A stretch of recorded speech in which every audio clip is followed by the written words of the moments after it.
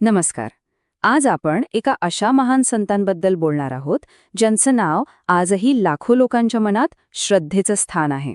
अक्कलकोटचे श्री स्वामी समर्थ महाराज. त्यांचं संपूर्ण जीवनच एक प्रेरणा आहे. चला तर मग त्यांच्या या अद्भुत प्रवासाची गोष्ट जाणून घेऊया. स्वामी समर्थांचं नाव जरी घेतलं ना तरी एक वाक्य लगेच आपल्या डोळ्यासमोर येतं. भिऊ नकोस, मी तुझ्या पाठीशी आहे. खरं तर हे फक्त एक वाक्य नाहीये, यातच त्यांची संपूर्ण शिकवण सामावलेली आहे. आणि हेच वचन आजही त्यांच्या करोडो भक्तांना एक वेगळंच बळ देऊन जातं. हेच आहे ते एक शाश्वत वचन. चला तर अशा एका आध्यात्मिक गुरूच्या प्रवासात सामील होऊया, ज्यांचा प्रभाव खरं तर काळाच्याही पलीकडचा आहे. त्यांची शिकवण, त्यांचं कार्य, सगळं काही आजही तितकंच जिवंत आणि खरं वाटतं.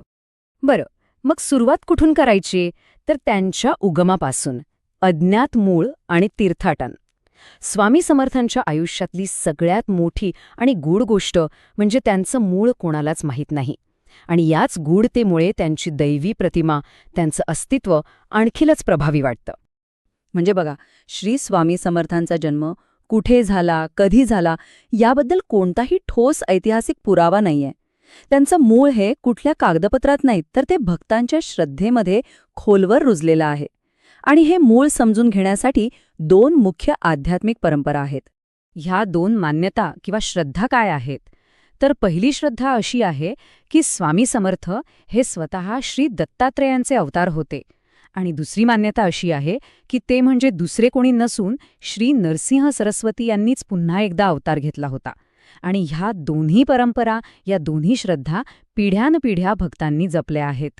त्यांच्या सुरुवातीच्या आयुष्याबद्दल जे काही सांगितलं जातं ते ऐकूनच अंगावर काटा येतो. असं म्हणतात की त्यांनी संपूर्ण भारत पालथा घातला होता. म्हणजे अगदी हिमालयात जाऊन कठोर तपश्चर्या करण्यापासून ते काशीसारख्या अनेक पवित्र तीर्थक्षेत्रांना भेटी देण्यापर्यंत त्यांचं संपूर्ण आयुष्यच एक मोठं तीर्थाटन होतं. आणि मग त्यांच्या या मोठ्या प्रवासानंतर येतो तो त्यांच्या जीवनकथेतला सगळ्यात महत्त्वाचा टप्पा, अक्कलकोटचं आगमन. एक असं शहर जे पुढे जाऊन त्यांच्या संपूर्ण आध्यात्मिक कार्याचं केंद्रस्थान बनलं.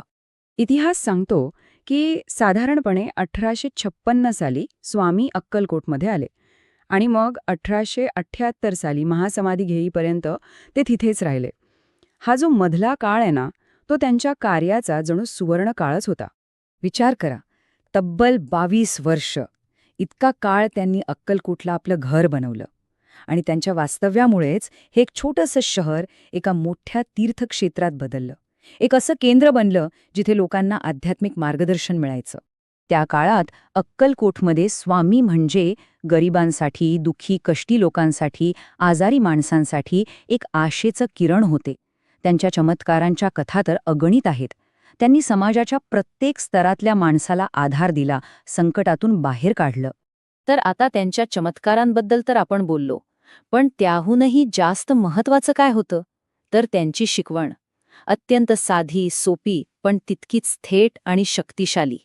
त्यांनी फार मोठं तत्त्वज्ञान सांगितलं नाही. त्यांच्या शिकवणीचे 4 सोपे आधारस्तंभ होते. पहिला, नामस्मरण, म्हणजे देवाचं नाव घेत राहा. दुसरा, सदाचार, म्हणजे नेहमी चांगलं वागा. तिसरा, श्रद्धा, म्हणजे मनापासून विश्वास ठेवा. आणि चौथा, कर्मावर विश्वास, म्हणजे तुम्ही जे कराल तेच तुम्हाला परत मिळेल. बस, हाच होता त्यांनी दाखवलेला सरळ, सोपा मार्ग. आणि या सगळ्या शिकवणीचं सार परत एकदा त्याच एका वाक्यात येतं, भिऊ नकोस, मी तुझ्या पाठीशी आहे.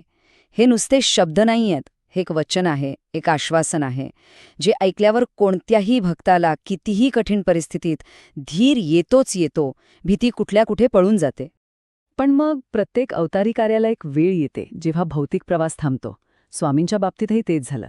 पण गंमत म्हणजे जिथे त्यांचा देहाचा प्रवास संपला तिथूनच त्यांच्या चिरंतन वारसाचा एक नवा अध्याय सुरू झाला. साल होतं 1878.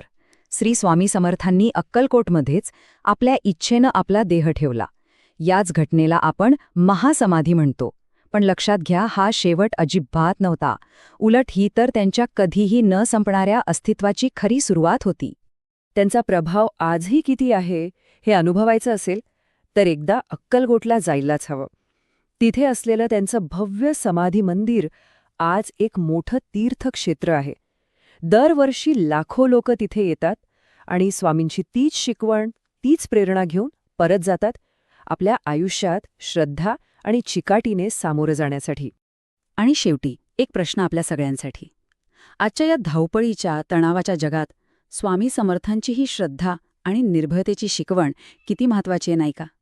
त्यांचं ते वचन, भिऊ नकोस, मी तुझ्या पाठीशी आहे, या आश्वासनाचा आज आपल्या प्रत्येकाच्या आयुष्यात काय अर्थ आहे? याच प्रश्नाचं उत्तर शोधण्यातच त्यांचा संदेश आजही जिवंत आहे.